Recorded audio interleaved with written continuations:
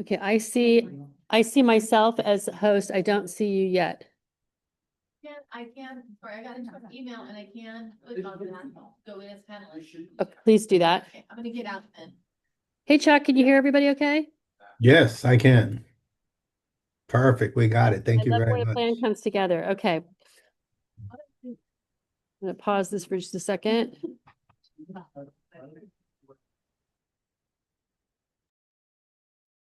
I can mute and do everything until the meeting starts. It's all good.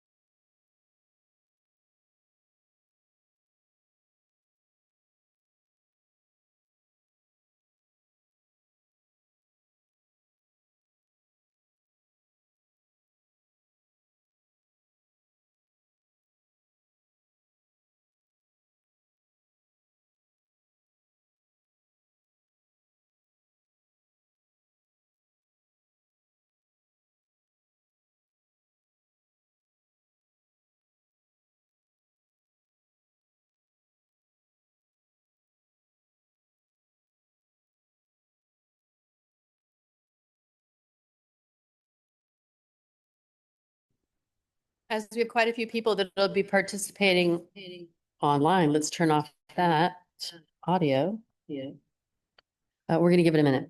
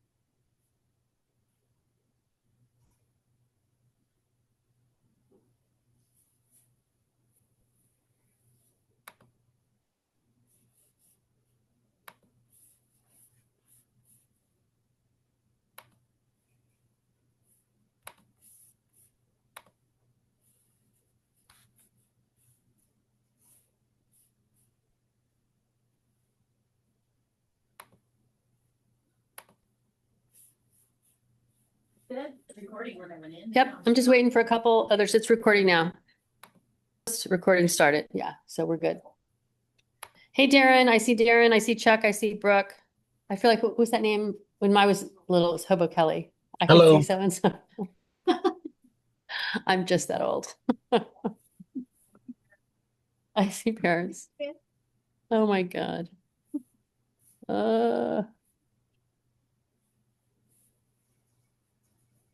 Oh, why it needs to Zoom link? Oh, you just emailed me. I'll send it to him again. Actually, tell him to go ahead and log in and then I can promote him. Well, let me do it here. I've got it in both places, but Wyatt, I've sent it to him. Okay. I can send him the link to the website. Send him the link to the website. Once he comes in, then you can promote him. You know what I mean?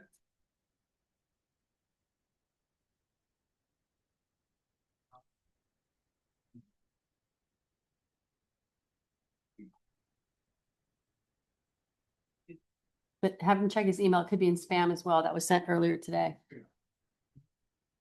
Just send it to him. Yeah.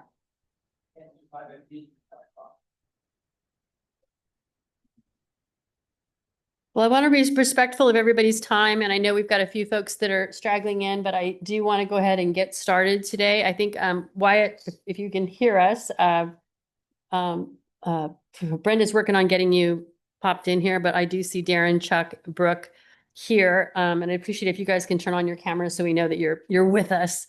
Again, for those of you that don't know, my name is Kendall Flint. I'm the project manager at DKS for the Measure C renewal effort. We've also got with us today Robert Phipps, who's the executive director of the Fresno Council of Governments. Over here, the lovely Brenda Thomas, who is the public engagement rep for the agency as well. And then where's Moses? Moses is now taking over for Terry Ogle as the interim executive director for the Fresno County Transportation soon. We expect him to be tapped in an interim way, that the torch will be either temporarily or permanently passed. We're very grateful to have him today with us today. I also wanted to let everybody know, we've sent a couple emails out to folks, and I'm sure you're going to have some questions, and we'll kind of get to those a little bit later in the program. But yes, the Fresno Council of Governments did instruct staff to move forward with a merge of the current effort for transportation for all. We've kind of talked about that a couple of times. And the idea here is to take representatives from their group and bring them into this group. So at tonight's meeting, it's the originals, if you will. At our next meeting, which is proposed for the 17th, you all got a note about that. We're going to talk a little about the timing of that as well. But the idea here is that the board would like us to compress the schedule. And that means that instead of us going really into October-ish, November, we want to finish all these meetings by the end of September and have sort of this big tent event where we can have the public coming in as well and weigh things out. Now, our meeting on the 17th, we're going to go into the nuts and bolts of what that means for everybody and what we're expecting. But we also want to know things like, right now we're meeting 3 to 5. Is that a good time? Should we consider later in the evening if that's better for y'all? What would be the idea here? Ideally, we're talking about 2 meetings a month instead of 1 meeting a month, with the exception of this month, which we're anticipating would be 3 meetings. So tonight, the 17th, and then again on the 24th, 30th. 30th. And so we're going to send out a schedule for all that later this, probably next week, once we confirm that with our other committee. You may have also heard that there's a group called a facilitation or synergy committee, and that's basically representatives of the board. So it's our board chair and vice chair for the Fresno Council of Governments Board, representatives from Transportation for All, myself, Robert, Paul, Brenda, and we're working through ways to share with you information that that group has gathered, as well as the information that we've gathered. So as you know, we've shared some information with you guys about, for example, the use of transit. Tonight we're going to hear very cool information about pavement condition and what that means and what those costs are. Their group has had a different path, so they're not quite as, they're not talking about that as much as we are right now. But when we get together next week, we're talking about basically overall vision and goals. So the idea being that when you see this measure, you know, what is it you want it to be moving forward? What's important? And just point of fact, it's not that different than what was in the 2022 measure or even the 2007 measure, where it's things like, and we've heard all of you talk about it, that you want to make sure people have access to get around the county. You want to be forward thinking. So don't be afraid. Don't think this is going to be drastic at this point. I imagine that the conversation will get more exciting as we move into things like the categories and allocations. But for right now, I'm hoping that everybody can keep an open mind and try to, play well with others, so to speak. So I think that's what we're asking everybody to do at this point. If you feel like you cannot make that commitment for all those meetings, please talk with us so we can either get an alternate for you or find out about ways to make that more palatable. I think the overall time of day, and just quick show of hands, how many of you would prefer if we met later in the day as opposed to where we are? I see Mark's hand go up. How many would prefer like a 4:30 start or even a 5 o'clock start? Okay. How many like it as it is? Okay. We're going to probably have to table that conversation until next week where we get everybody here together. But just know we're open to it and we're trying to find ways to make it as accessible for you all as possible so that we can make sure that things move forward. So again, tonight's meeting is really focused on 2 things, which are basically called pavement condition index. Who's driven on a crappy road in Fresno? Okay. So one of the things that happens is that every period of time, the Fresno Council of Governments and member agencies hire an outside consultant, who in this case is with us tonight, thank goodness, and they use technology to gauge the quality of the roads, and then they project out the cost of maintaining the roads right where they are right now, making them better, or what happens if they're worse. And you may remember from our initial conversations in April that currently the average is here in Fresno County is somewhere around 64, 65, but it really does depend on where you live. And in the last 14 years or so, that number has gone down. It used to be a lot higher. And we're not going to get into the weeds about what caused that, but that's a fact. So the question is, how much money would it take to just keep it as it is? If we get less money, how much money, what does that mean in terms of the overall pavement condition? And if we get more money, what does that mean? So with that, I'm going to turn it over to our team. And apologize because we don't work together all the time. Your name again? Margot, Yeah. thank you so much. So Margot's going to step up to the microphone here, turn her mic on, and then she's going to begin the presentation, which I'm going to show from my computer, but she's going to get to control, which is so awesome. And can everybody see that? Folks at home, can you see that? Just a thumbs up or a happy smile would be good. Thank you, Chuck. Appreciate that.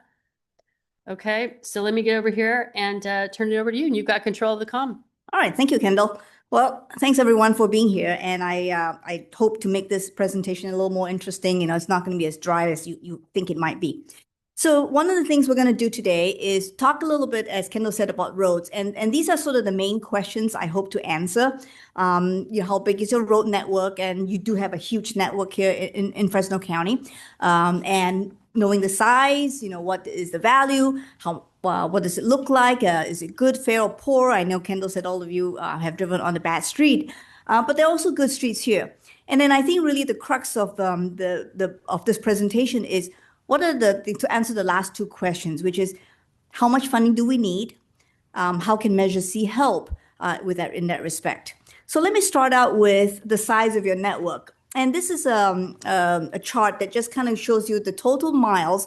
And we did this little chart to kind of share with you. If you look at Fresno County, it's more than half the roads in the entire county, and then the city of Fresno, of course, contributes. And then there's a whole bunch of smaller cities. So really, between Clovis, Fresno, and the county, you've got about 75%. So this is a big road network. But the takeaway I want you all to have is, what is this asset worth? And when you add up all the dollars that would be needed to replace this, it's about $6 billion. And even with inflation, $6 billion is still a lot of money. And the way we calculate this is we assume, if there was a catastrophe, we had major flooding, let's say maybe in the next winter, and all the roads had to be rebuilt, it would cost us $6 billion. So the question for all of us today then is, if you have an asset that's worth $6 billion, well, how much do we need to invest and maintain that asset? And that's what I'm going to try and answer today. So the way we measure roads is, if you look at this graphic on the right-hand side, which I really like, you can see that a good road starts at the bottom. It's green condition. We would call it in good or very good condition. Oh, I'm sorry. Question? Yes, the asset value that you're talking about, what's the base year? And is that current value this Yes. year? 2025. Which is obviously going to go up, Correct. and you've taken that into account? Well, we will in our analysis show the impacts of inflation. I would say yes. at this point, if we can let her get through the presentation, and then let's hold the questions to the end, because she is going to talk about a lot of those impacts and what those projections look like. And we should be able to get to those questions. So go right ahead. Thanks, Kendall.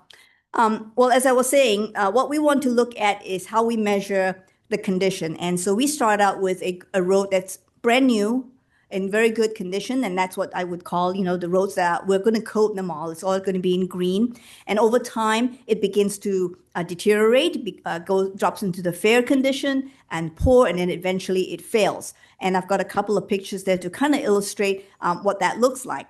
So the question I'm normally asked at this point is, well, what is the average for Fresno County? And as Kendall mentioned, we're about in the mid-60s. It's about 65. And the question for all of you is 65 acceptable or not? And I can't answer that for you because that's a policy decision. What I'm going to share with you today, though, is the financial consequences of whether we can be at 65 or lower. And hopefully that will help educate and inform you in whatever policy decision that this committee is going to make. So let me go. So let's take a look at all the cities. If you look at this, again, remember, green is coded as good roads. The blue is fair, and the yellow is poor. And you'll notice that we don't have any failed red bars here, which is good news. And the green, I think you all probably know, it's going to be Clovis. And that little diamond trapezoid that you see down there, that's actually is a hexagon and not a 1, 2, 3, 4, 5 is a pentagon. That indicates what the statewide average is, which is 65. So if you look at all 540 cities and counties in California, that's the average. And coincidentally, that happens to be the average for Kingsburg, which is ideal. Now, let's take a look and see how Fresno compares with other neighbors. Here is another chart, and you see Fresno is the third bar from the left. We've put in Los Angeles just because we wanted to show a large size city that's not too far from here. You'll notice that we also have Bakersfield, which is pretty close, about 64. And we range all the counties that are very close to Fresno, all the way down to San Benito, which is probably the worst at 38. So where does Fresno? Well, we're kind of in the right on top of the average. It's not a bad place to be. It's maybe not the best, but it's not bad either.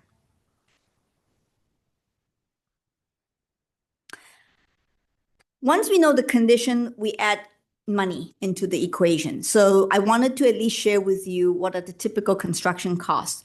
If you look at the green roads, you'll notice that it doesn't cost too much. They range from about a 10 to 17, $10 to $17 a square yard to repair. And we would normally call that preventive maintenance. And then if we don't do anything and we wait till it falls apart and then reconstruct it, it's probably going to be $90 to $130 a square yard. So the analogy I use here is if I have a car and it's brand new, and I have two choices. I can bring it in every 5,000 miles and get an oil change and maintain it and bring it in for my checkups regularly, or I can drive it to the ground and replace it with a new car. And when I give you that illustration, I think intuitively you all know the smart decision is to take care of the car, and hopefully it'll last 200,000-300,000 miles, and that's what we should be doing, with an asset similar to our road system. So in our analysis, what we have made the assumption is we're going to take care and preserve our good roads. And there's a big chunk of good roads in Fresno. We're going to allocate money for preventive maintenance. And yes, there are bad roads, and we are going to allocate some money, but we may not be able to fix everything. But we're going to try and preserve the system as much as we can. So that's how the cost breaks down. Now, the one thing I also want to share with you is I think all of you have understood that inflation has been a big factor in our lives in the last few years. So when we look at the construction costs, I think I'm pointing the right direction, right? Yeah, could you please? Thank you. So here's a slide. We've been tracking construction costs since 2008 or thereabouts. And if you'll notice back 2008, 2010, it actually dipped, and that was an impact because of the recession that we had, and construction costs dropped significantly. And then it was kind of sort of flat for many years. Generally speaking, historically, it's about 2 to 3% increase. But you'll notice that there's a big jump between 2021, 22 to where it is today in 2025. So we've seen costs anywhere from probably, for the example we have here is for overlays, it's about 50% on average. So that's a giant leap.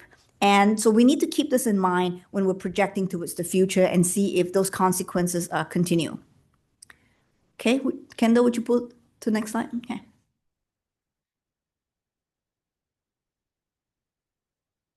So two significant changes, and there's a lot of information on this slide.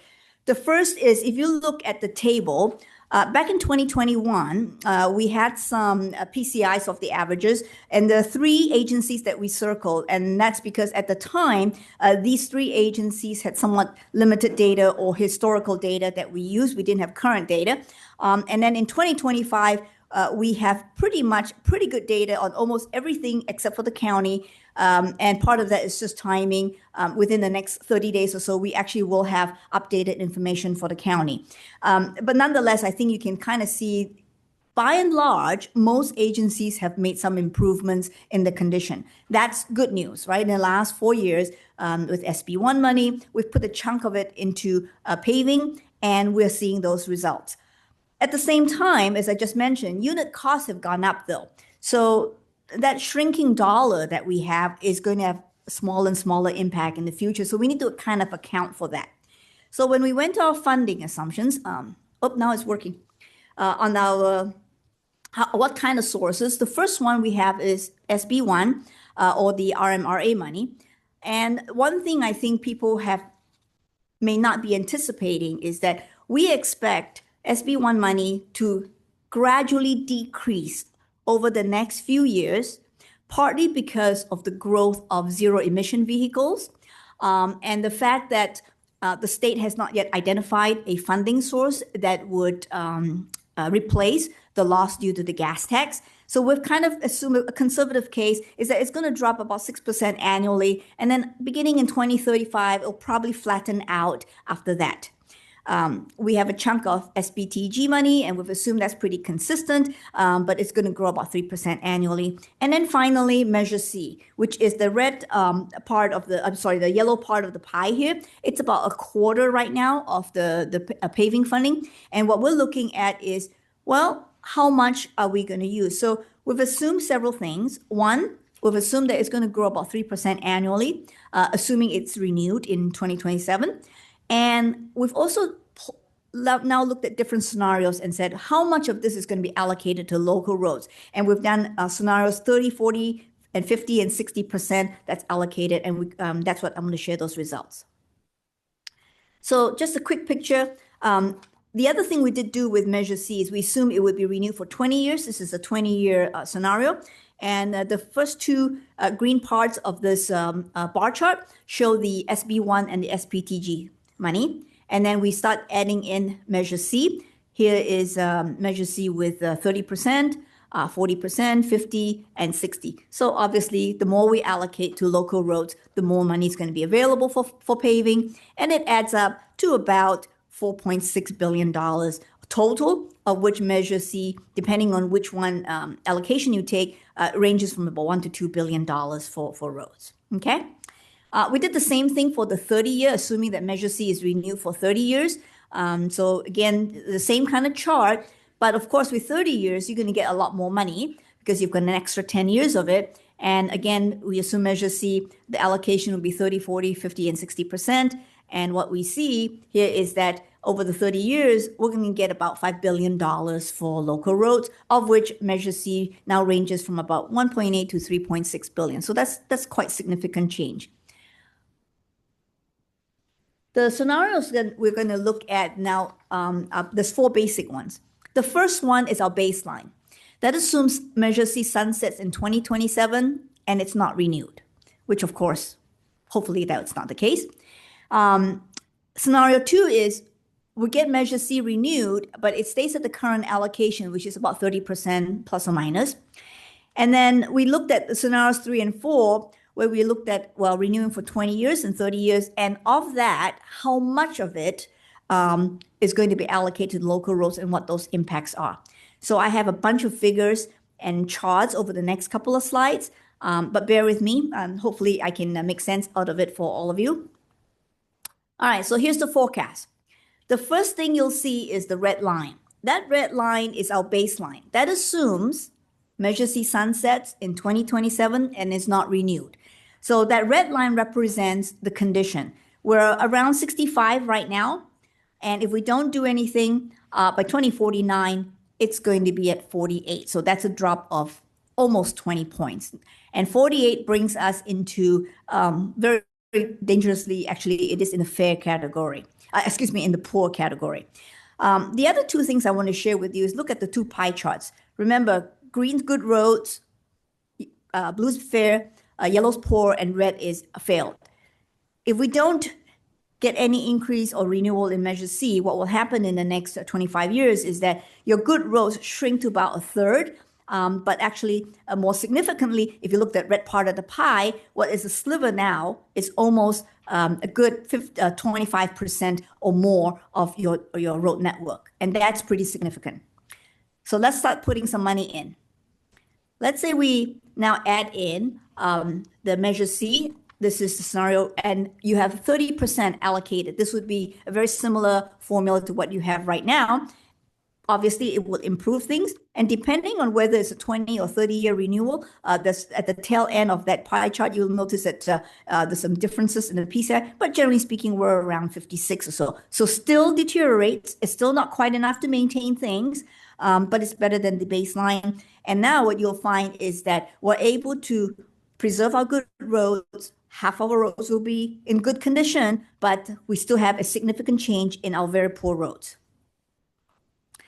The next scenario we show is the 20 years. And here you'll see that at the very end of that pie chart, the graph kind of forks into two places. And this is the 50% of in 20 years. If it's 30 years, it'll be at 62, very close to where we are today. Excuse me. If it's 20 years, it's going to drop to 60 because obviously the last 10 years we don't have that money. Again, very similar chart.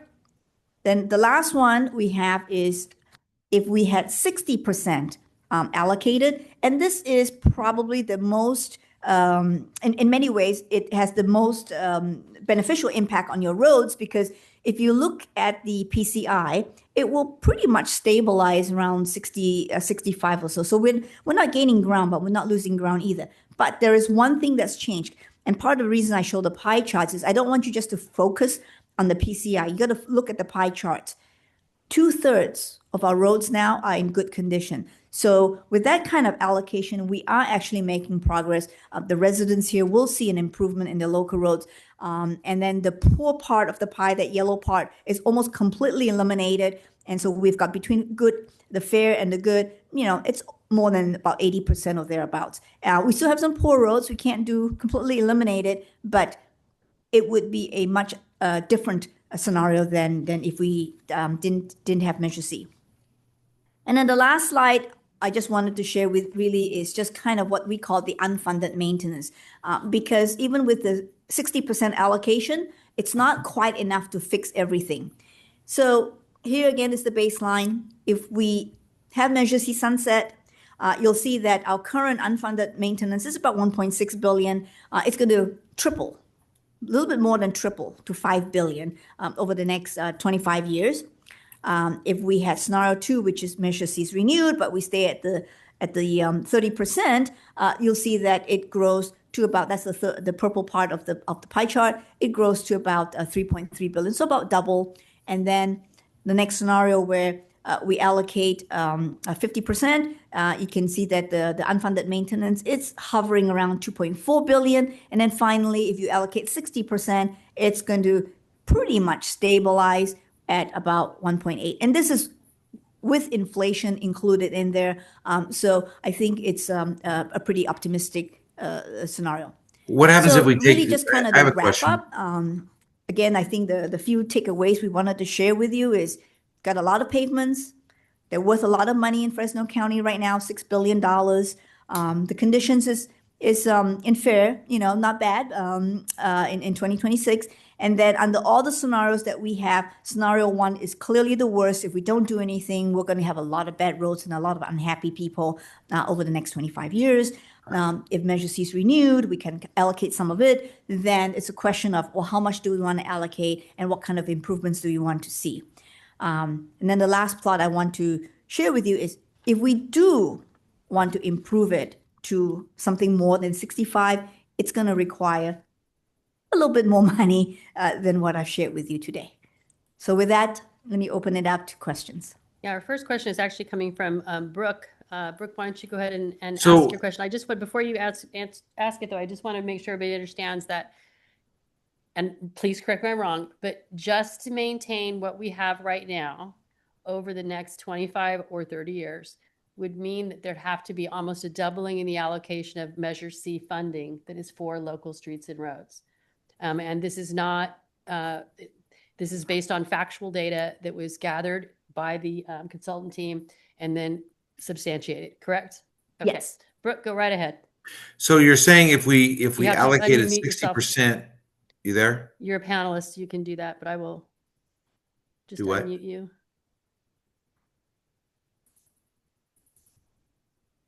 Are you there? Look on your little 3 dots. I can hear you, Brooke. Can you hear me?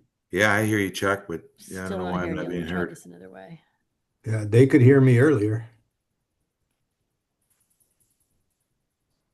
Try again. Can you hear me? Mm-hmm. Okay. Chuck, can you hear me? Yes, sir. You're good. Okay. So what you're saying is if we allocated 60% of Measure C, we get to that one pie chart. Is that correct? Okay. Yes. Where's the scenarios if we allocate it to 70, 80, or 90% for roads? The consultant team was not asked to do that, but we could certainly come up with those numbers to then share that with folks when we come to that allocation discussion later. I think I'll ask Paul about that. Paul, he's nodding. Yeah, that's something we can run. We can run scenarios upwards of over 60%. That's not a problem. Well, because 60% for me, representing the city of Fresno is not a starter. Well, we're not going to get I into the can't hear hard you. number.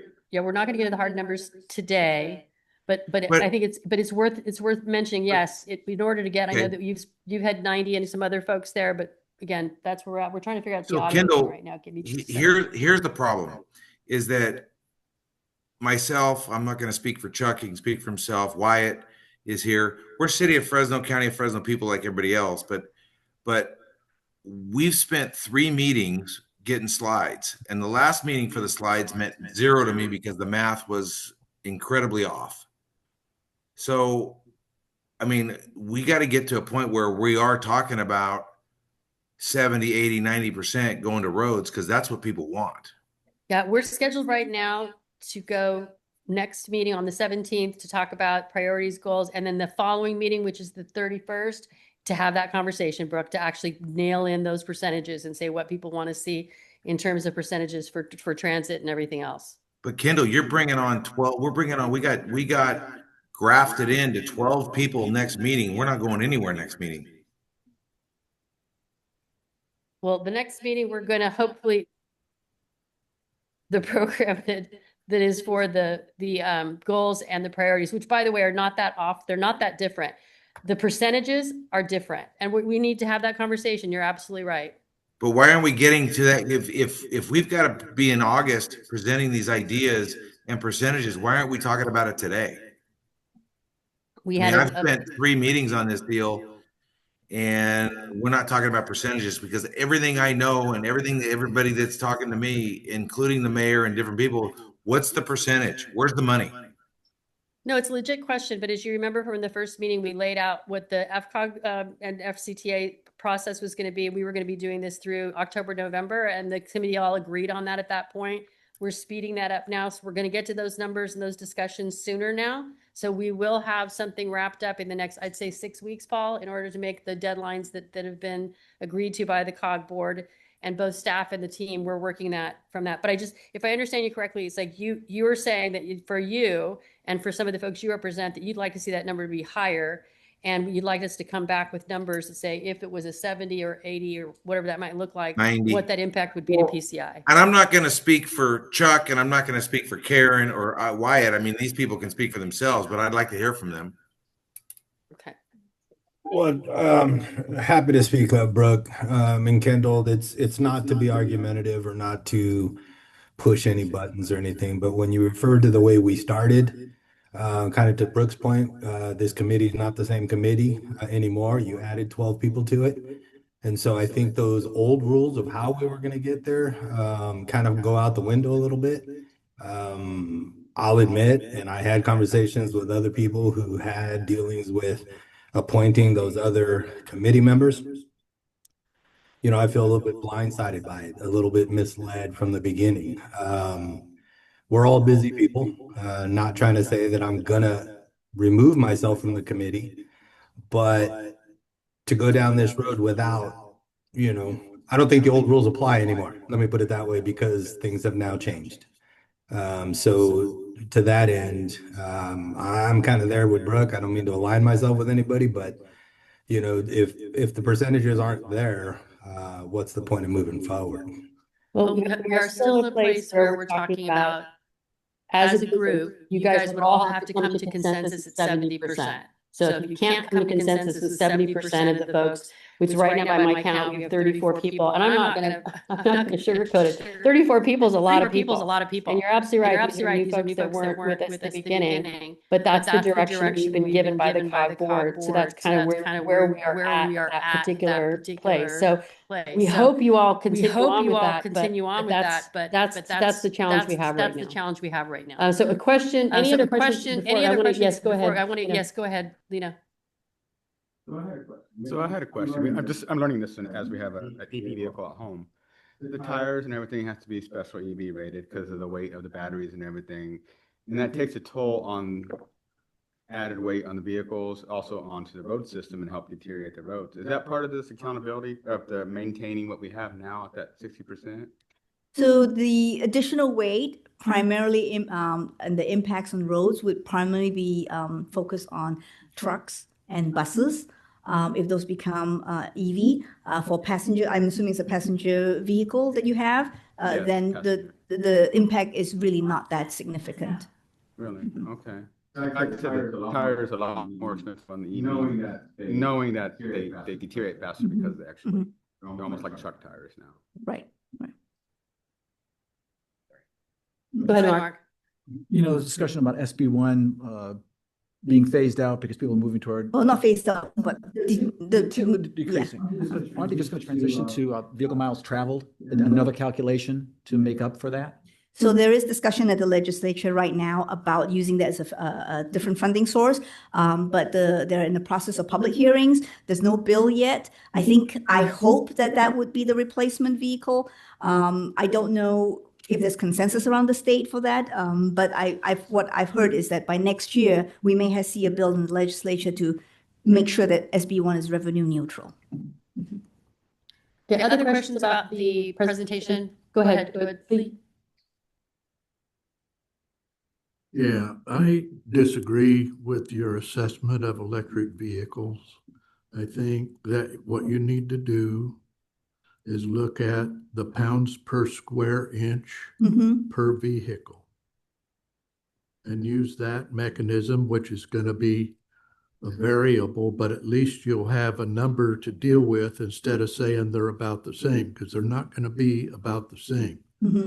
The most damage comes out of more pounds per square inch. You can't increase a vehicle by 25, 30% for the battery. You'd have the tire patch be about the same, and it has the same wear value. It doesn't work that way. Okay? All right. Observation over many years of experience. Okay. And U.S. Navy. Okay? Okay, other questions or comments regarding this particular portion before we move on to the regional projects? Gail, did you have anything you wanted to? Oh, no, I just think a lot of things. Okay. Kendall, just tell me, when did you say we're going to get back to percentages? Okay. When does that happen? All right, okay. Well, let's, go ahead. Do anybody online? Darren, Wyatt, Mark? Go ahead, Brooke. When did you say that we would get the percentages? So the percentages for increase, right? No, I'm talking about when do we get to talking about percentages and who and what cities parts are going to get how much?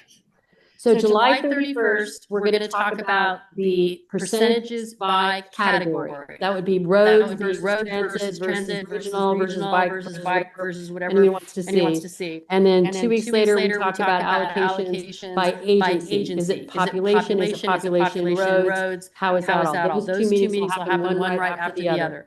So we'll know. You'll know pretty soon in August. So until then, what do we talk about after that point? After that point, we're going to be moving on to governance. And governance is basically the places where people decide where there's guardrails, like reporting requirements, things like that. I wasn't clear. So up until July 31st, what do we talk about till then? We've got this meeting, another meeting till July 31st. What are we talking about till then? 17th, we're talking about priorities and goals, which would be like what the overall priorities and goals are of the entire committee. You know, whether that's like for you, oh, that's not going to work. No, we're going to take a minute here and reassess our audio situation. But what that means is that in the existing measure and in the previous, and the one that we didn't pass in 2022, there are things like what are the overall goals of Measure C? And if it's to enhance the existing infrastructure as a priority, if it's to increase opportunities for people to move multimodally through the county, whatever that is, we're going to talk about that next week. And these were negotiated points between the TPRL team and the COG board. So this was all determined by a smaller group, of which Supervisor Mendez, and others were a part of that discussion. So that's the 17th, and the 31st is allocations by category. And then the next meeting is allegations by agency, what percentage goes to what group. And then we start talking about guidelines, which is basically the reporting requirements and the governance. And so that's things like if you're an agency and you're getting money for Measure C, ensuring that in the measure there's something that is reflected that says you've got to come up with reporting every year, an annual report. Is there going to be public input on the projects or programs you put out there? That sort of thing. And so that takes us through August, and then we're off to the races, which is basically I just had one last the question. COG board and an open house situation. Go ahead. And then you're saying that we need 70% to present this to the next committee. Is that correct? Correct, but if And we we have how don't many get to people? 70%, it will be still presented, like let's say that it's 50-50.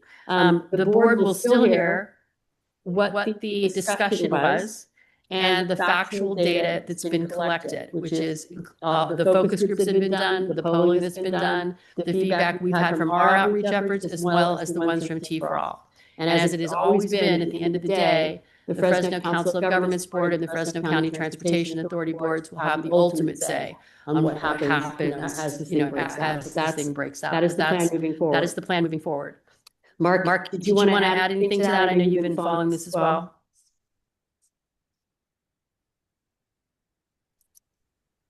Mark Scott. Mark Scott, yes. No, I don't have anything to add. I understand that the schedule and we got to go through it. You know, I think we're all anxious to get to the point where we're talking about allocations, but we got some work to do first. Yeah.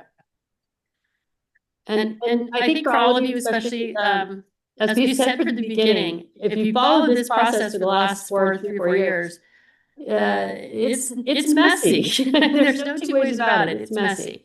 And it's going to get a little messier, I think, because we're going to have more folks in the room. But it still does not reduce the impact of Measure C on the region. We're still talking about, in the current run, $10 billion in the future, much more than that. So I implore you all to, again, keep an open mind. Let's keep the conversation going. And if it comes to times where we've got to get, we got to say, no, this is going to work for us. We need to break up. We were having a conversation today. It's almost like we're engaged right now. We're engaged. Nobody's actually taken the vows yet. We're picking out dresses and stuff, if you will, but nobody's actually said the vows. So we need to figure out if we're all on the same page. Think of this next week as marriage counseling. That's the best way I can put it. Let me do this though, just for a second. I'd like to try to address the audio issues that we're having. So we're going to have a second presentation that's going to be done through staff and some of our friends at Clovis and Fresno. Give me 5 minutes to figure out with staff what the issue is with this, and then we'll come back. Is that okay with everybody? Okay, so right now it is 3:43. Let's plan on coming back at like 3:55. Okay? Thank you so much. We'll be right back. There's no feedback. I mean, there's no input coming from the computer at all. That's From that computer. right. Okay, so let me just double check that a sec, because I think I do.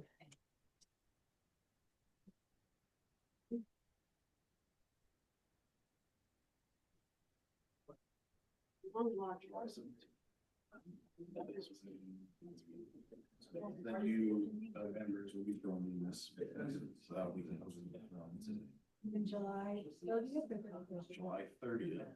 Okay. Is going to be the discussion on that. This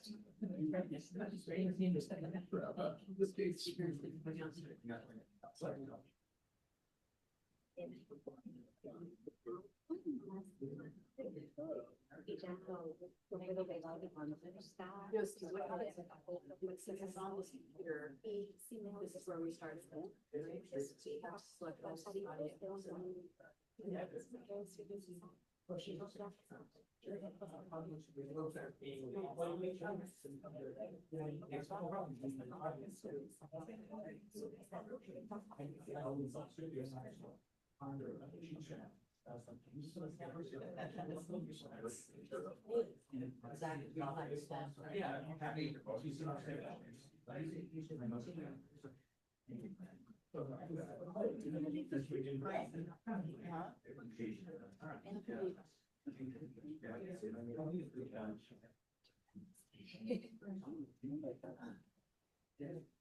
you guys good with your stuff?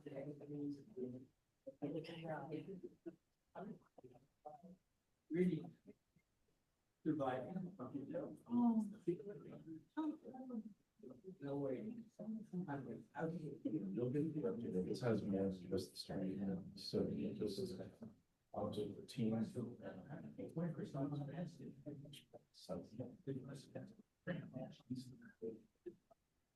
Mark, if you can hear me, if you wouldn't mind, and or either Chuck, any of you guys, if you could unmute for a second and then talk so I can see if we can hear you now.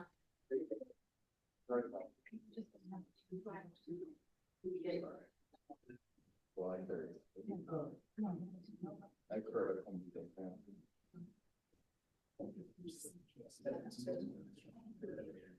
wonder if it's because it's running through your computer. No, it's the same way we've did it before. So we logged in on this one. So she started the meeting. She said, well, let me think if I can let me have her log out and log back in. Then doesn't that letter with all? I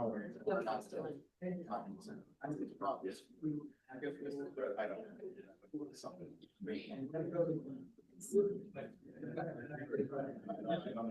It's gonna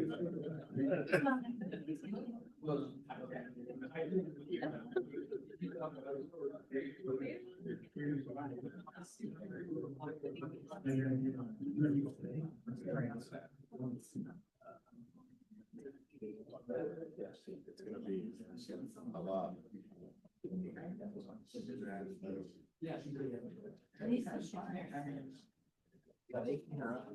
There's some places where the buses are involved, there's some places where the buses aren't. I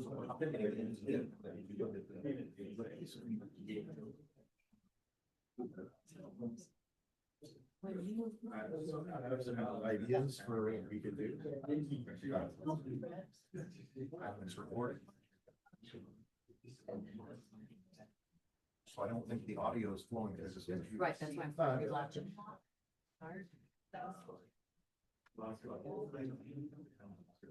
Oh, yeah. I see.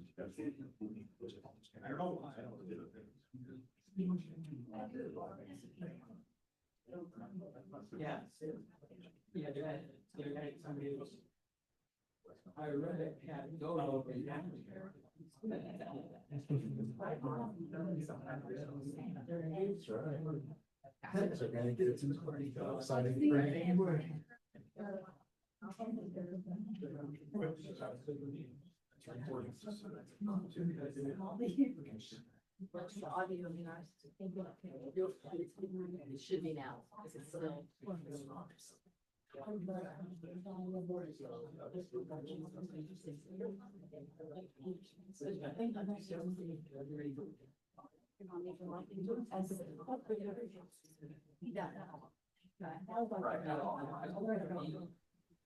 Is it, you're seeing red? Red. Testing.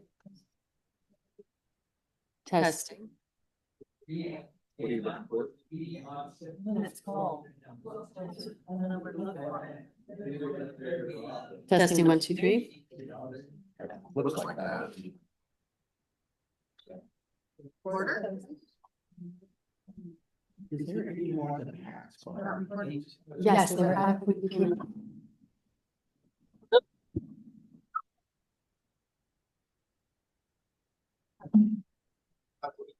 That was it, right? Everyone awake now? Welcome.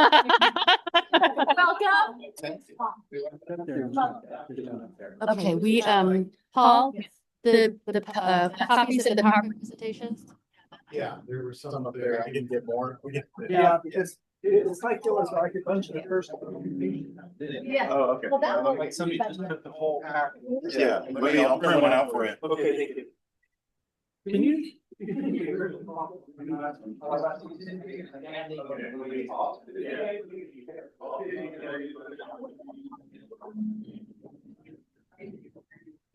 Yes, ma'am. Worst case scenario, somebody could log in with a cell phone and We've got 5 of them. So worst case, I'm gonna keep going back and forth like I was until. well, I'm saying onto Zoom. Yeah. Onto Zoom, and when they speak, just mute your audio and mute. That's what I'm doing. me, That's exactly what I'm doing. Yeah. So I'm unmuting and muting. No, I mean, so that you could bring it up Yeah. to a speaker and it almost be as if. Mark, if you can hear me, Mark, if you can hear me, if you could just count to 10 for me, that'd be great. Okay, can you hear me? Okay, just keep counting. 1, 2, 3, We're trying to adjust these 5. right now. 1, 2, 3, 4, 5, 6. Okay. 7. It'll just have to be where I was doing it. Just going on and off. I don't know why it's not working.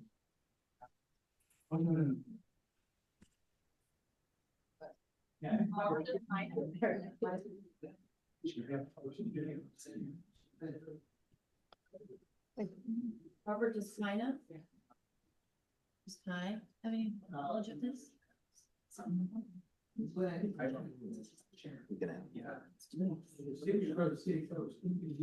But you're still seeing recording, right? Say what? We're still seeing the recording. I just want to make sure it's still recording. It's recording on Zoom. Yeah. Well, I can bounce back and forth. See. So you may have to, in the short term, you may have to interpret for everybody.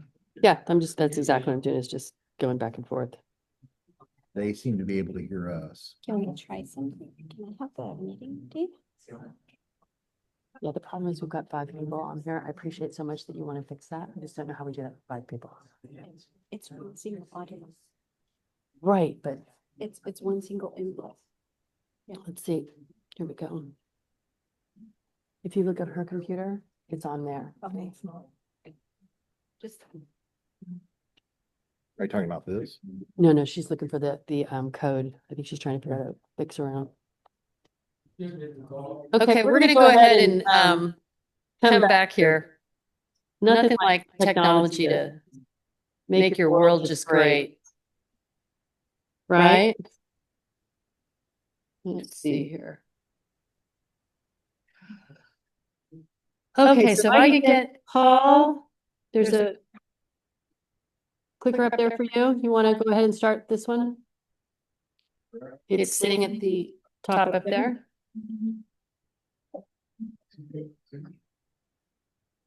Let me get rid of all of these other things.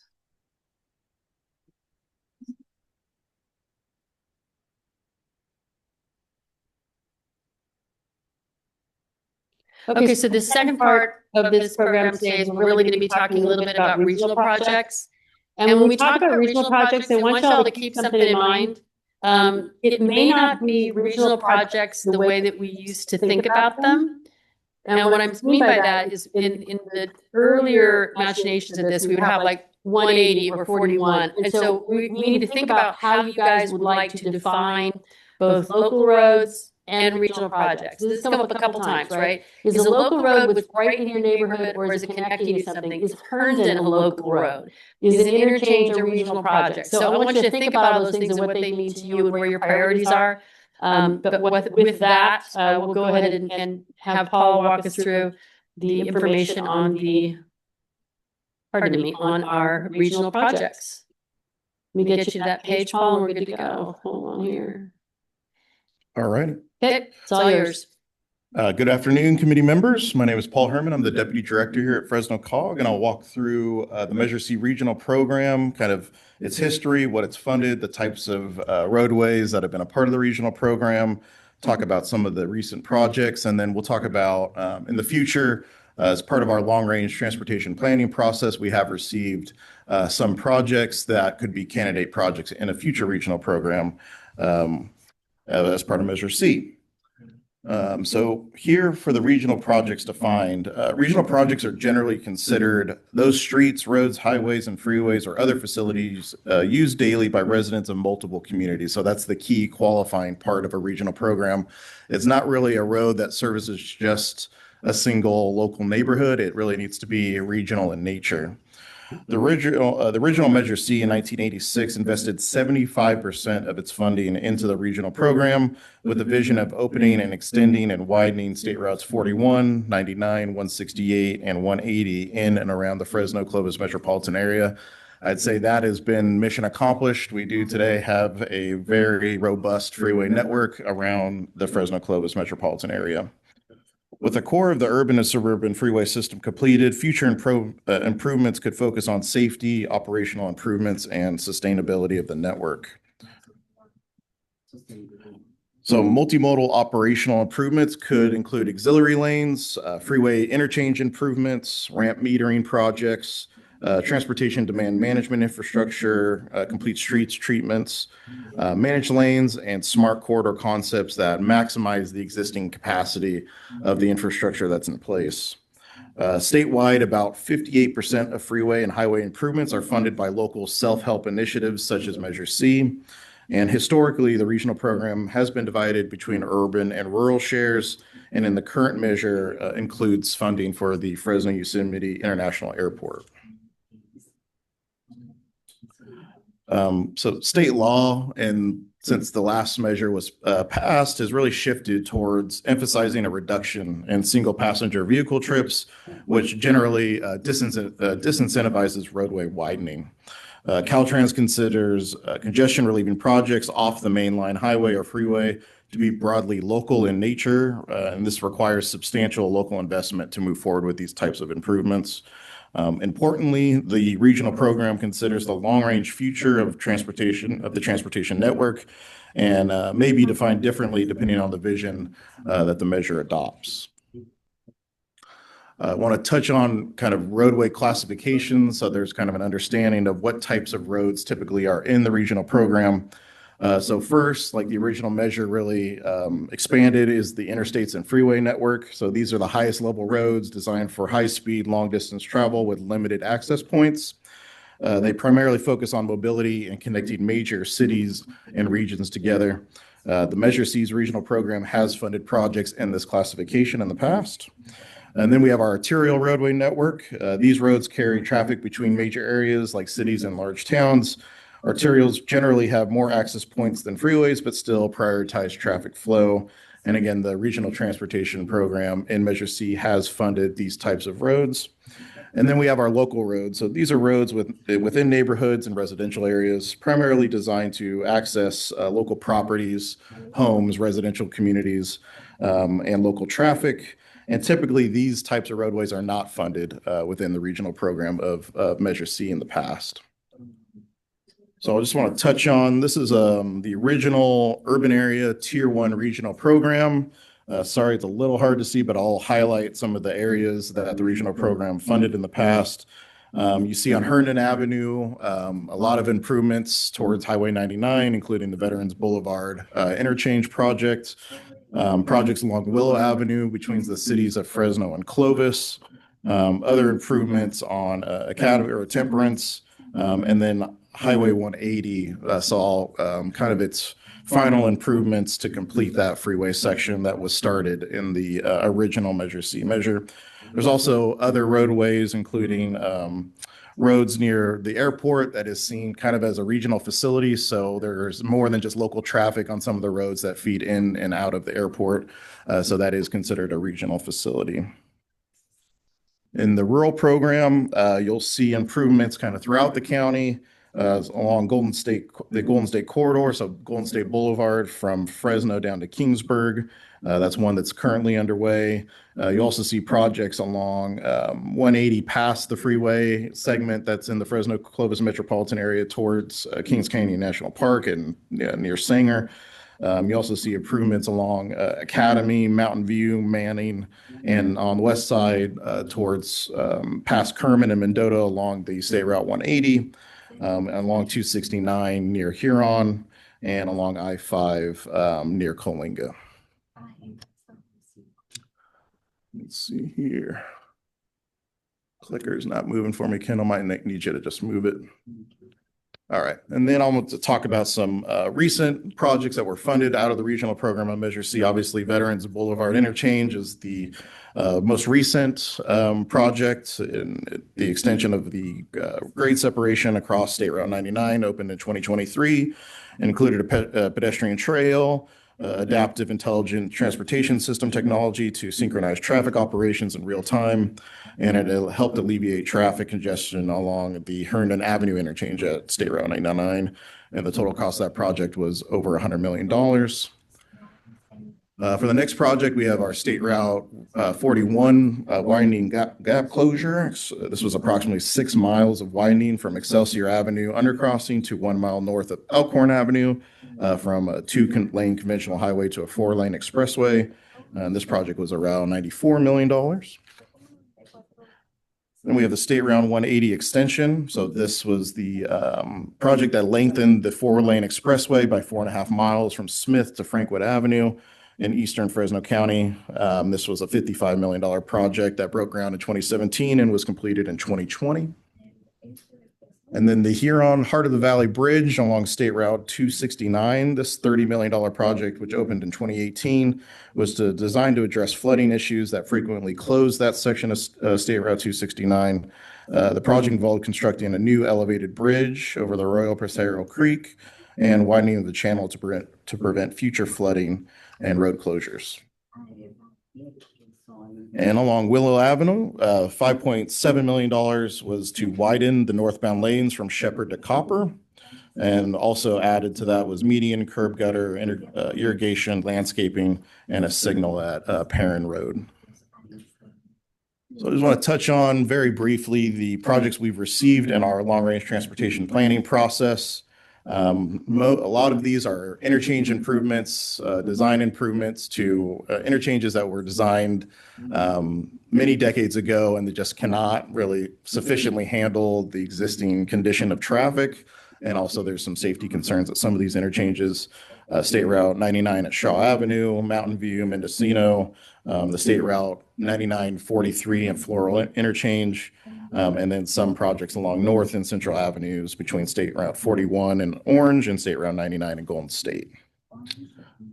And with that, I'm happy to take any questions. Caltrans has been here to support us if there's any specific questions for Caltrans in regards to the regional program. And Fresno and Clovis also here as well for any specific questions regarding Fresno or Clovis. Thank you for your time and happy to take any questions. Well done. So one of the things I wanted to ask the group just in general is, just from what you've, I know it's a ton of PowerPoint. We've gone through all these things. We've been talking about local roads, regional projects, bike ped, transit, all these other things.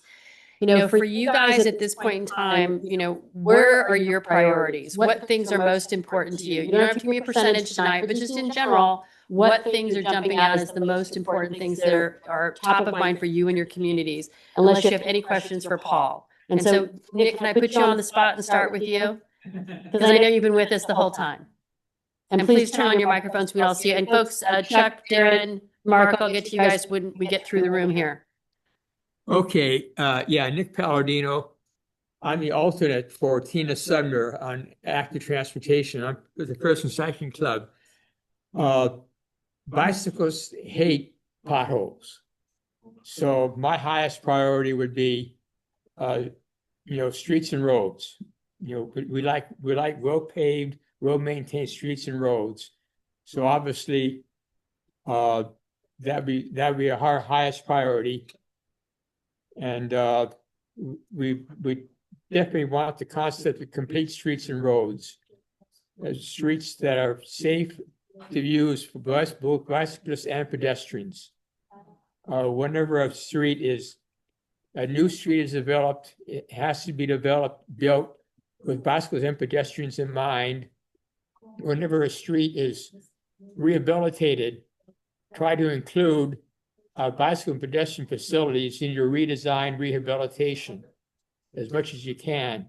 So that's the highest priority for active transportation. And active transportation will also include safe routes to schools, because safe routes to schools includes,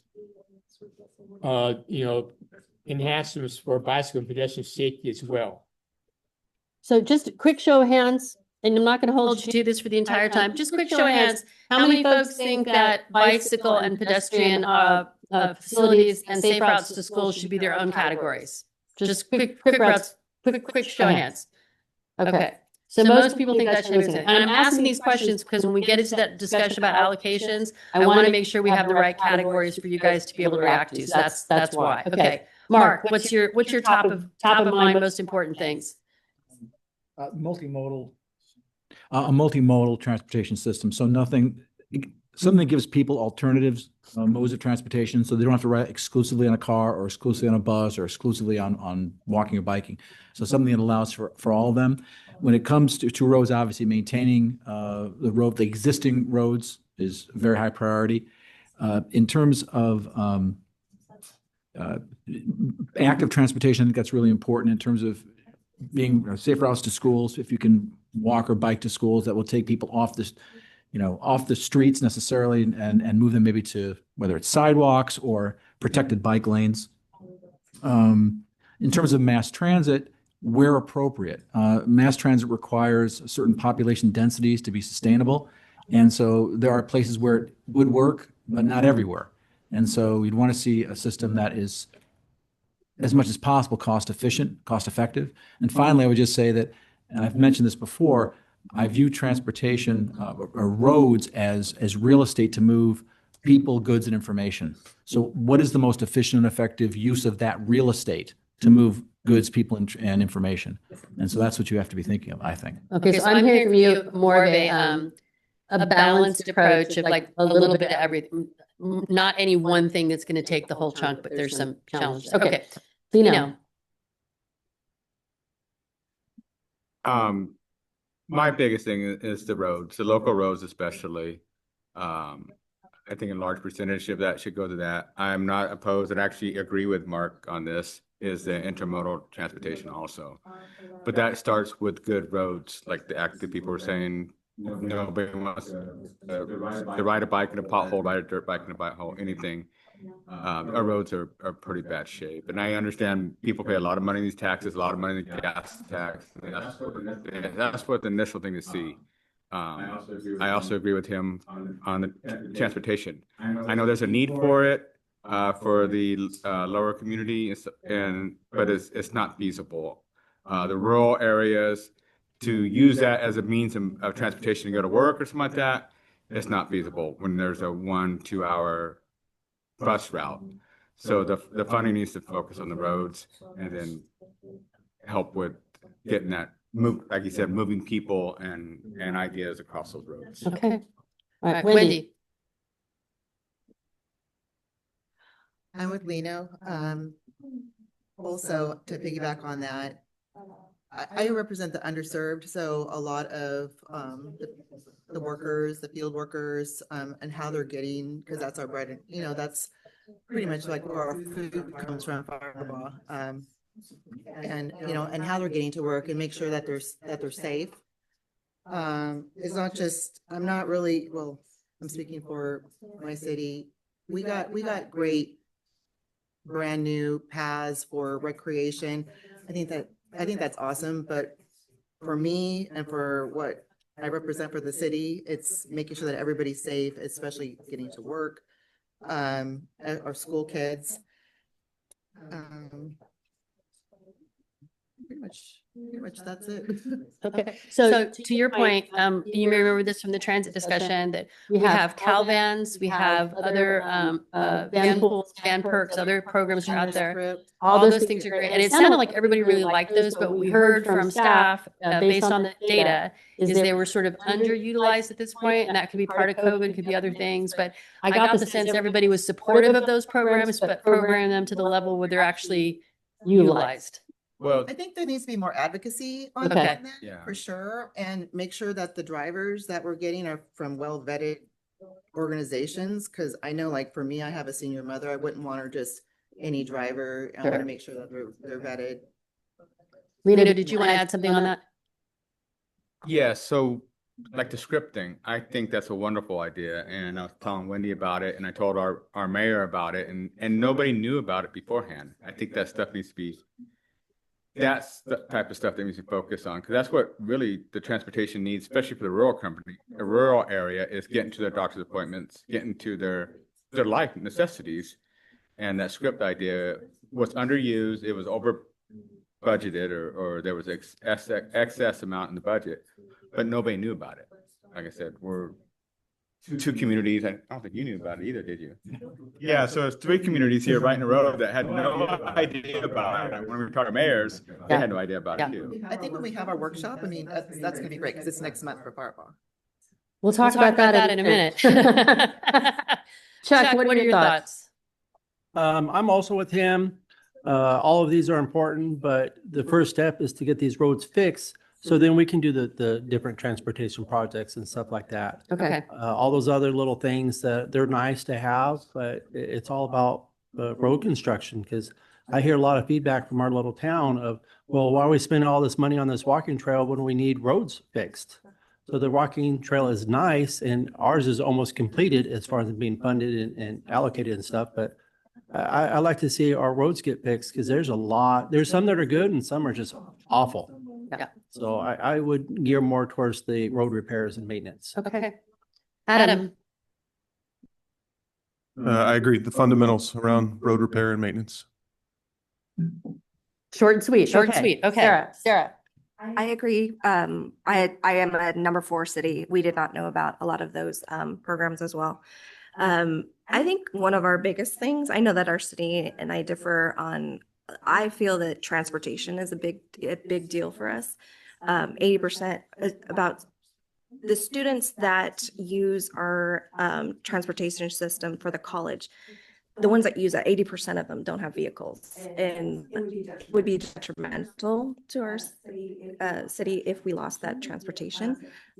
We also use, Measure C to leverage grants. So that would be a big deal. So roads, transportation, we have great bike trails already. So not that I don't want them, but I feel that transportation and roads need to be addressed. Okay, Gail, you've been hanging out with Caltrans and hanging out here on oversight for quite some time. What do you think the priority should be? I'm a big promoter for, sorry. Yep. You think I know after Gordon. Payment, I don't think everything should go to payment. I think that a larger percentage should go to payment. I agree. Nothing's worse than riding something. Nice to ride a motorcycle. Talk about potholes. That was my biggest fear. So, also, I think as far as priorities, the multimodal, I understand that. I think there should be money for bike ped. Safe routes to schools would be my number one thing with regard to walking and having safe routes for them, and just safe. I don't ride a bike on city streets because I don't find that it's safe. Even with motorcycles, it's really bad. But yeah, I'm very interested in micro transit. I think, and when we talk about the script, there's a lot going on with micro transit and doing it's almost like having an Uber. They have those companies out. I think my mother would be more, I got her the script. I couldn't get her to use it. I think she would have been more comfortable with something like that, the micro transit, where you can have other people with you. Because it's one of those things where you've got people who need to come to Fresno, say for doctor appointments or wherever, and you can go in a group usually. So that's really what that's my own personal, I represent the Citizens Oversight Committee. I don't want to speak for all of them, but I would say probably they would be very interested also in the pavement. But that's my personal feeling. Okay, great. Scott? I'll be short and sweet as well. The people that I'm here to represent believe that the vast majority of the funds should go to repairs and maintenance. So I don't want to put you on the spot, but I'm going to kind of put you on the spot. When you say vast majority, meaning is there a number you have in mind? Ballpark? We've still got to go through a lot of the process, Yeah. but no, the vast majority. Okay, I mean, it's close to 100% as possible. Okay. I think, that's fair. I mean, but realizing that it won't be 100%. I mean, as I think we've all said, wanting and getting are two different things. Yeah. But you gotta have a start, because what I heard today, I think you all heard, just to maintain what we have, just to maintain is 60%.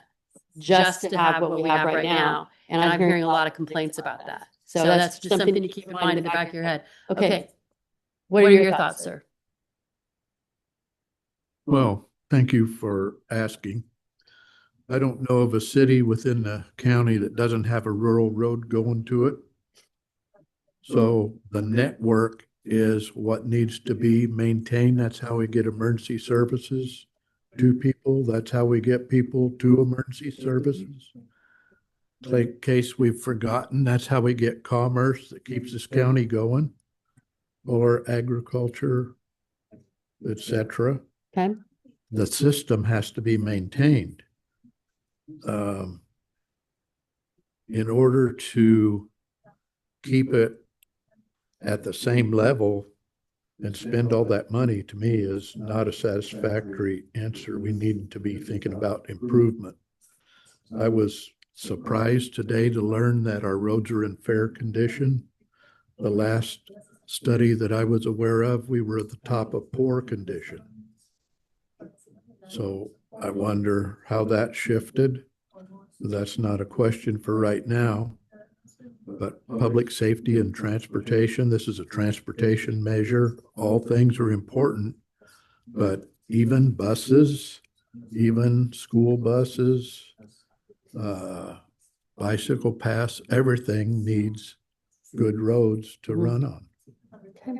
That's my view. Thank you. Where do you land?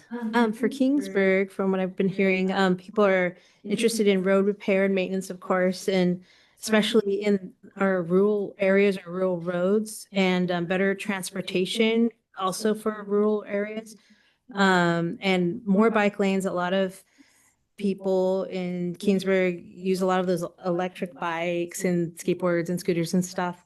And also they use they drive around a lot of golf carts. I don't know if that's a thing in Fresno or anything, but I don't know what that's about. But yeah, so I think it's a little bit here and there, and but like a variety. Okay. Ms. Torres.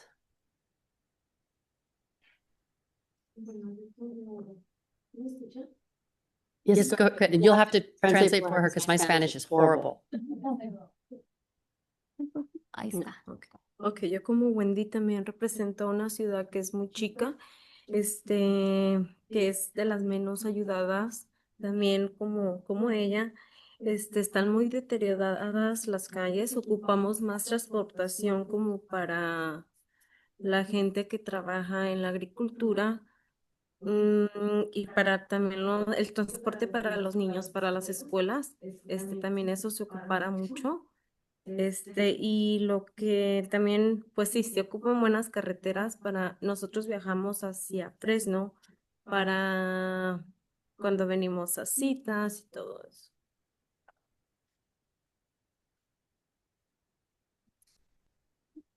Hi. Sorry, give me one sec. Like Wendy, I also represent a very small city that is very underserved, like hers, and the roads are very deteriorated. We need transportation for the people that work in agriculture, and also transportation for the kids for schools. That's also something that's very needed. And something that we need good roads because we travel a lot to Fresno for our medical appointments and things like that. Thank you very much for that. I'm going to move to our folks that are online. And Wyatt, why don't I start with you? Hi, thank you. Can you hear me? Try it, say it again. Can you hear me? Yep. Oh, perfect. Sorry, I was having some computer issues. I was kind of on and off, but I got the gist of everything and I saw the first charts and everything else. Are we going to be able to see more charts that are above that 60% level? I think it would be beneficial for everyone. Is that what we came to a conclusion of? Okay. Yes, I think we'll work on that to have the meeting on the 31st. Yeah, because it would be good to see where we actually end up at 78%, because I think the vast majority of public would appreciate to know that we're exceeding our goal what we were trying to accomplish with Measure C originally, and then moving forward into the future, right? So obviously, I'm going to tell you my early take is I cannot imagine a situation that anybody's going to be okay with less than exceeding where we're at now. So 70, 80%. You mean exceeding our current pavement condition, like we need to see an improvement? Yeah. Okay. And I just don't think the public's going to be happy putting out this kind of money with any measure for something like that. So that's where I'm at. Obviously, I think it's just, I think if we're not broaching the 70, 80% range and showing improvement, I just don't think they're going to go for it. So let me ask you something about that. And again, I'm not asking you for the final, or anybody for the final, but if we have 100%, hypothetically, let's say we do 70% for local streets and roads, we have 30% left. How would you distribute that? What would be your thought?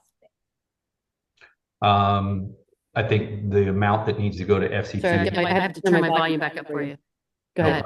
I think the amount that needs to go to FCTA to continue in the manner that they are, just in general, I think has been fairly decent. So I think that percentage would need to be in place. I don't know what that exact percentage is. If it's 25%. 25% to stay where they're at right now. Mm-hmm. With the other programs that are there. I don't know what all those programs are, so I'd have to see what all those programs are and see if they're actually needed. But for the general idea of what FCTA was originally formed for and what they're looking at trying to accomplish, I don't know about the other programs. I'd have to look and see what's in that 25%. But sorry. But I appreciate that because that helps me figure out what we need to have up here in terms of the information for you guys to make those decisions informed. So thank you. Chuck. Yes, thank you. Thank you for the questions. I'm going to echo some of the sentiments of a lot of people there. Streets and roads would be my priority, almost exclusively. Keep Measure C the way it was beforehand. But there is an argument to be made for complete streets in some cities where it's appropriate when you have curbs and gutters and things of that nature. Not to say anything negative about intermodal stuff, but I think if we put too much in a Measure C ask, you're just gonna create more friends and more enemies on one side of it or the other. I think intermodal is necessary. But I think it was Mark that said it earlier, not every community is in need of bus systems and things of that nature. So I would even say and throw it out there that intermodal should be a separate bond. And I think it could be sold because the same argument could be made that bigger cities like Fresno or Clovis would be paying for bus service or smaller cities paying for bus services in other cities that don't need it. And so it sounds like a bigger city type issue. So a bond should be floated maybe citywide in those efforts there. But kind of to echo what Wyatt said, and I think what Scott said, I'd like to see 70, 80%, anything less. And I think it's just going to be too convoluted. Okay. I'll be quite honest. I think, we have an uphill battle as it is with some of the negativity that was put out in the past election. Appreciate it. Okay, Darren. Sorry, I had to jump off a few minutes ago. I want to I'm just say the building industry is, I would agree with Chuck, maybe a little bit north, 85% streets, roads. What Measure C has done in the past has been truly revolutionary. As somebody who's grown up in this area and watched development, the need for more market rate housing throughout Fresno County. This is a growth area. So anything less than that is really, unfortunate and will lead to a lot of division, in my opinion. So I want to see, building industry wants to see what we have maintained and growing our roads and our freeways.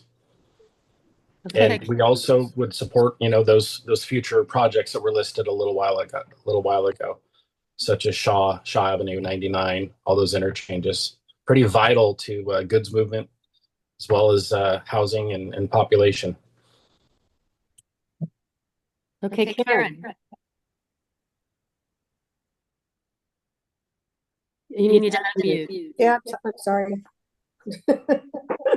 Well, I don't really have much to add. I'm kind of like a Darren. I'm be 85. I'm say 100% roads. Nothing moves without good roads. And everybody would agree, as we've already heard, that the roads are in terrible condition. So I don't care what kind of a vehicle you're in, if you're in a bus or a car, whatever, your roads aren't in good shape. Nothing is. And it also, the wear and tear it does and the carbon emissions it causes by all the potholes and whatnot. I'm just not agreed. I think Fresno County residents might, and I'm a farm girl myself. So we travel long distances. Our goods are reliant on roads to get goods into our small communities and towns.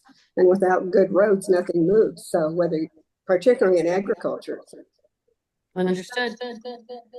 Okay, Mark Scott. Hi.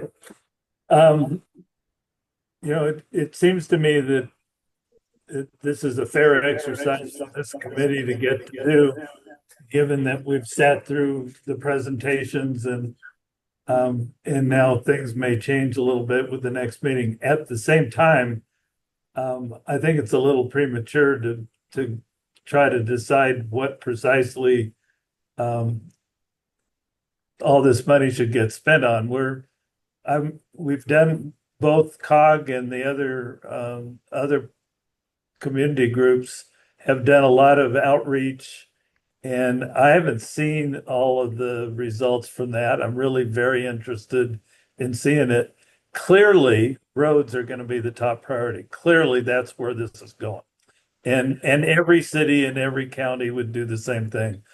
But Measure C doesn't have to be the only source of funding for roads. And this is a 20 or 30-year program, depending on where it goes.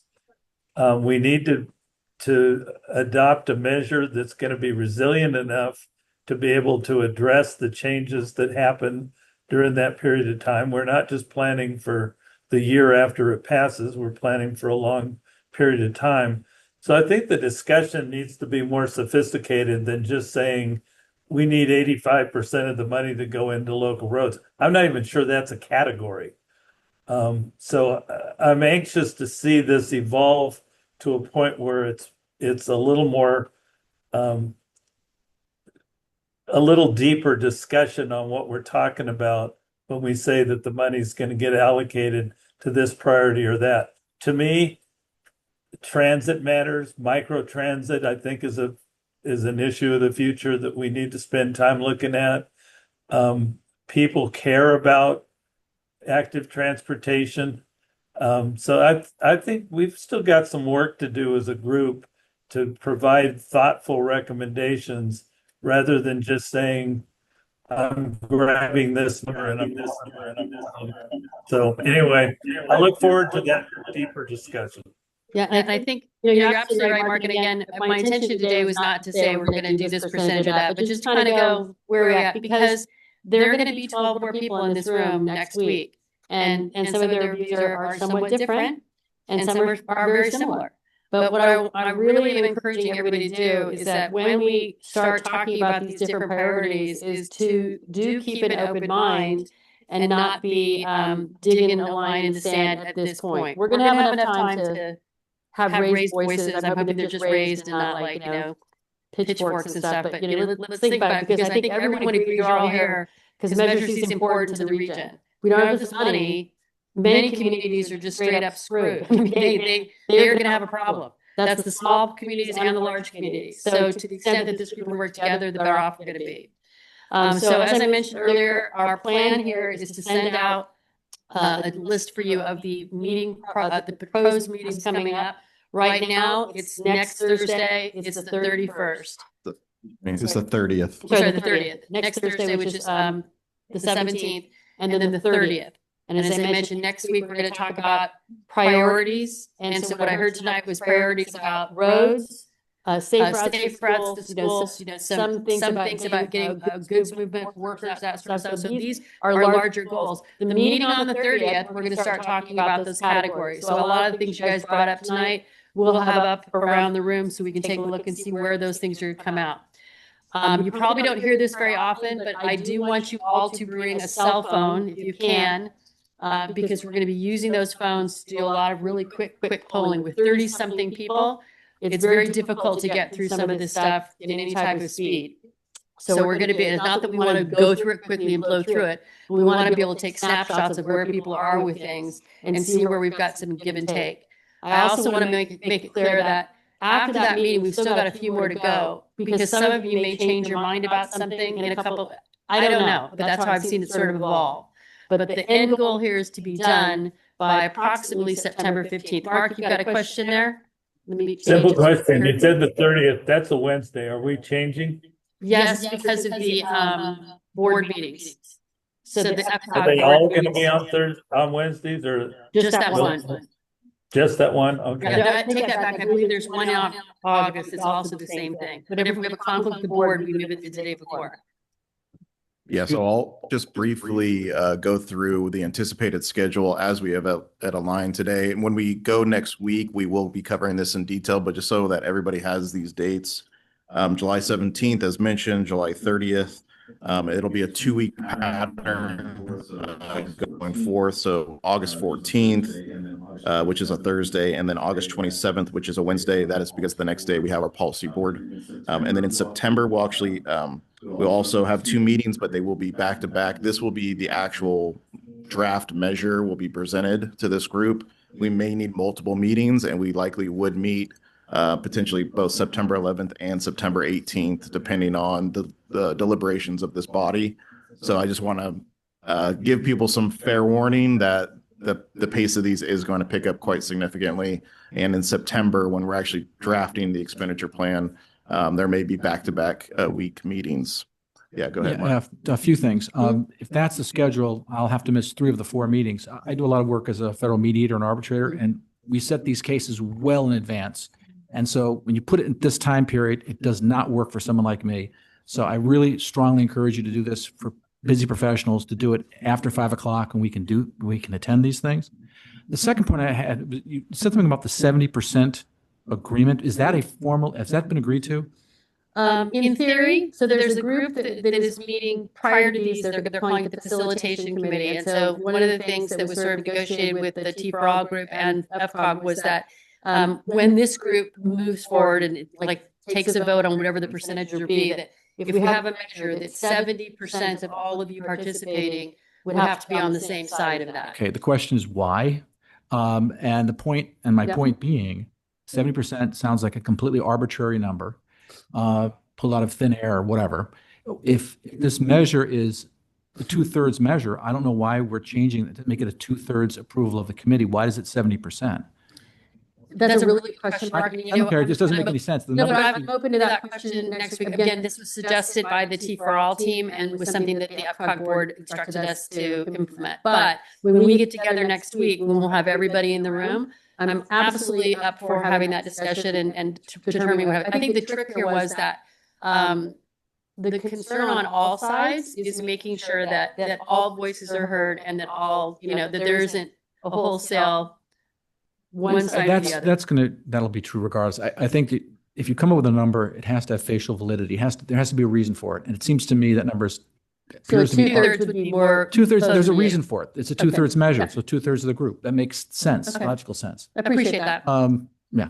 So the other thing I'm going to ask and remind everybody, at our very first meeting, you may have recalled me saying that basically decorum in the room, treating each other respectfully was going to be very important. And it was also asked that the people that are in this room refrain from bashing or damaging this process at this point, because we're all here trying to make it work. So I would be remiss if I didn't mention that next week we are going to restate that again and basically say the expectation is if you're on this committee, we just expect you can have your opinion. That's not a problem. But we do expect you to not engage in, shall we say, negative attacks on elected officials, on media, on all these other things. And if that's problematic, let us know as soon as possible, because we just don't think that's productive. And does anybody disagree with that that's here today? Okay. All right. Gail, you look like you have something you wanted to bring up. Can we accommodate Mark? Because I want him there. Yeah, I mean, staff has no problem. Whatever this group wants to do. If you want to meet at 5 o'clock, I'm perfectly happy to meet at In 5 those o'clock. particular days. His input is always, I find, very valuable. Thank you. I would appreciate it. Unfortunately for me, everybody has their own different schedule, but in my world, the way I operate, I mean, Yeah. these cases are scheduled 6 months at least in advance. So I can't really change them at this No, point. I completely understand. Thank you for your candor on that. Thoughts from the group? I'm just curious today, would people be able to make 5 o'clock work? 5 o'clock would be better. We're going into our peak season. It was act of Congress for me to get here at 3 today. Okay. If you have to wait as long as Congress has to wait. Okay, so we'll bring that up. I'll agendize if that I for the may- next meeting at 5 o'clock, if that works for everybody. If I And may, then perhaps Kendall. we can work something out to bring in, some sort of, nourishment so that we don't pass out in the meeting. So Kendall, can you hear me? Are there other questions about what we're going? Go ahead, Les. I thought the comment was on the days that he has conflict to make it 5 o'clock, not a wholesale 5 o'clock. I heard that others would prefer the later time as well. That you heard from one or two of them. I'm one or two other that would prefer we keep it like it is, except to accommodate Okay, specifics. when we meet next week, because we have to wait for that decision for the larger group, right? So we'll bring it up next week and then we can go through each one of those dates and see what works for folks and figure out what's going to work for the majority of people. Again, the idea is not to inconvenience anyone, but to try to make it better for everyone if we possibly can. You send out a poll, now and then? I could. That's good. We could do as a doodle poll. I don't know that not all our members, but we could call. So I can call Nick and, I can call Nick and others. Okay. Yeah, that's a good idea, Brenda. Thank you. Kendall, can you hear me? Yes, go ahead, Gail. Just one more point. Mark brought up a really good point. We have no idea what 20, 30 years transportation is going to look like. So to be so fixated on one thing and like I said, you really have to think about the long term and be open-minded that things could look, we could be flying by then, honestly. Drones could be who knows what. And so I just thought that was a really good point, is that should be somewhere in the back of our minds. Chuck, did you want to add something? Yes. Let me Can you turn this up guys so hear we me? can talk Okay. here. Hold on. Go right ahead. Yeah. I'm not opposed to the later start time at full transparency. Is it possible to do those meetings by Zoom? It is right now, and let me explain on that. So, right now, one of the reasons that we are allowing Zoom is because of that very thing that some people are traveling. I know Mark sometimes is in another state, and we don't. Well, we'd love to have everybody in the room. We still want to make that happen. If there is a change in the status of the committee, if it becomes a Brown Act situation, it gets a little bit more complicated. That's why we were trying to keep it like this. It's our intention to try to keep it like that, Chuck, so you could participate by Zoom. I will say that for those that do participate by Zoom, it's always, I think, important to have, camera on and be present, because if you're not, we never know if, anyway. And if that's something we can all agree on, then that's something we want to do. Darren, I wasn't calling you out specifically. I Yes, he was, Darren. When we get to the real meat of the thing, that'll be really important. No, it's just due to extenuating. So Karen's probably making dinner for people or doing something important. Yeah, it's just easier for me, and I can committee meeting by Zoom. Yeah, and we gotta all keep a level of humor with all this. I'm telling you, if you don't have a little bit of humor, it's going to get ugly in the next few weeks. So try to just keep a lighter touch. Are there any other questions you guys have before our meeting next week? Any concerns? You've had a great body of information that's been presented to you. I know it's a lot. But that's the whole point. We're trying to make you as educated as possible moving forward. I really encourage you to talk with your communities, to talk to people you represent. Ask them questions, ask other people questions. Again, if you've not already done so, please go to the Build a Plan on the MeasureC2026.com website, and please share that through your social channels and whatnot. Mark, you look like you had a question. Yeah, I mean, the handouts that were used today and the other information in the previous sessions, I think it'd be very helpful if you put a packet together for all, was it 36 members now? So everybody's operating from the same sheet of facts.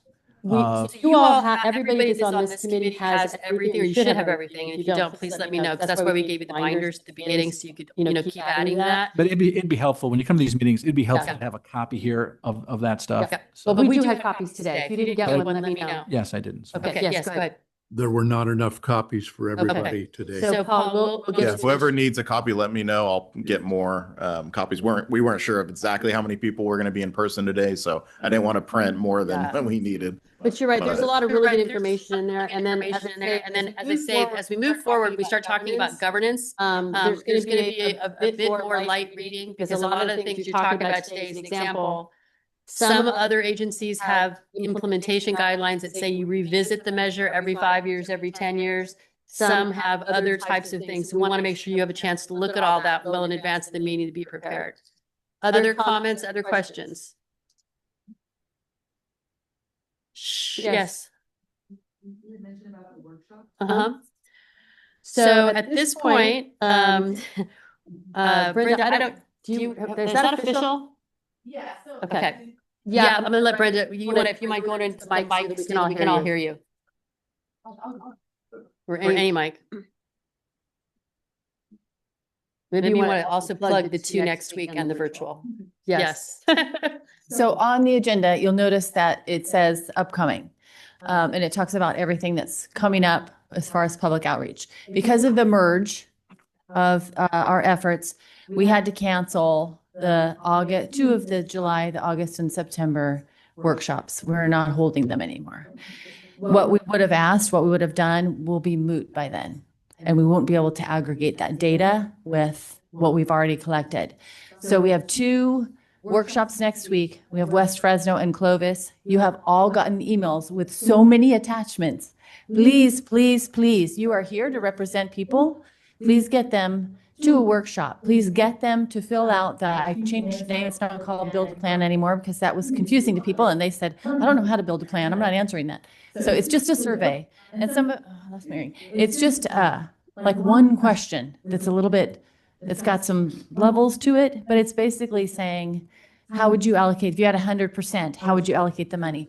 You need to answer it. Your friends need to answer it. Your family needs to answer it. Your neighbors need to answer, everyone you know. And I'm not kidding. By July 31st.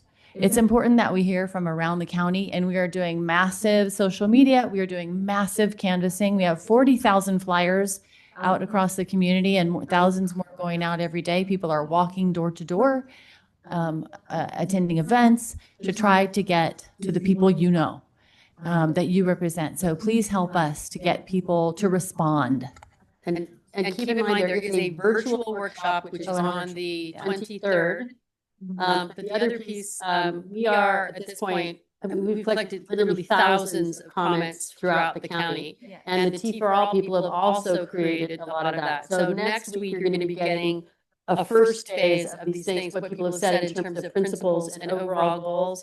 And then later that in the month, at the next one, you'll be hearing more about the specific priorities, as well as information that came back from polling and other things, so that you'll be able to make an informed choice. And again, it's not to say that there aren't some things that are going to be different, but there's quite a lot of similarities on the stuff we're finding already. So We're pulling in some stuff that we did 8 months ago for the regional transportation plan as well. We did a statistically valid survey on vision and transportation priorities. We're going to marry that with some of this information that you'll get in a couple of weeks, and next week and the week after. So there's quite a bit that's coming into it. But again, by July 31st. And so what's the day? Everybody? Anybody? July 31st. Don't forget. Okay. Anything else for the good of the order before I can't believe we might get out of early for a change? Go ahead, Robert. Yeah, thank you, Kendall. I just wanted to take a moment on behalf of both Fresno Council of Governments and the Fresno County Transportation Authority once again to thank you for your continued involvement. We have asked a lot of you, and we are very aware of that. And we appreciate everything that you've done so far. And we ask that you continue those efforts. And we know it's asking a lot. And we really appreciate your presence here today, your continued involvement and your engagement. and also the work that you've done within your own communities to spread the word about Measure C. We cannot tell you how invaluable you have been to this effort and want to pass along our deepest appreciation for everything that you have done and hopefully will continue to do. Again, we realize the burden that we've put you under.